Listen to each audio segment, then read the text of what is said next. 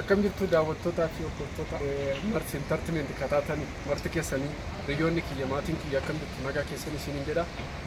Baga nagaan nuti martan isiniin jenna YouTube keenya daawwachuudhaan like gochuudhaan share illee gootanii addunyaarra bittinsuudhaan warroonni nu bukkee turtan baay'ee tokko si jaaladha baay'ee tokko si kabaja. Kanaaf gama Marsii Entertainment show ka jennuun YouTube kiyyaan illee galtanii namoonni baay'een hiriyoon hedduun nu hordoftanii baay'ee guddaa galatooma. Warroonni kan dura subscribe na gootanii warroonni like share na gootanii guddaa galatooma.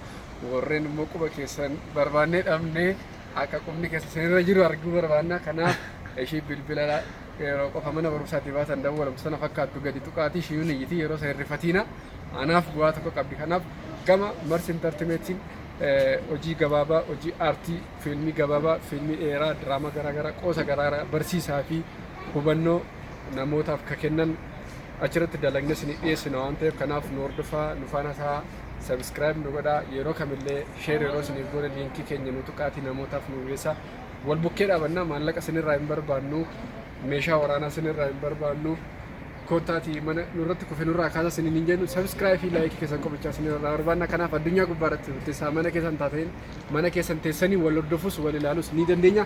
Kanaaf bakkee bashannanaa ajaa'iba kanallee magaalaa Finfinnee keessa dhuftanii daawwachuu ni dandeessu. Gama keenyaan nu quunnamtanii dhuftanii gama danda'ameen nu faana daawwachuu dandeessu, nu daawwachiisuu dandeenya. Warroonni biyya alaa jirtan, warroonni biyya keessas jirtan nu quunnamuu dandeessu. Kanaaf hojii nuti hojjennullee asumarra isinii gadhiifna. Kanaaf dhuftanii akka nu daawwattan isiniin jenna gara chaayinaalii keenya. Guddaa galatooma isiniin jedha Ahmad dhugaatti waan dhaggeeffattanii waan nu hordoftaniif guddaa galatooma isiniin jedha. Jiraadha.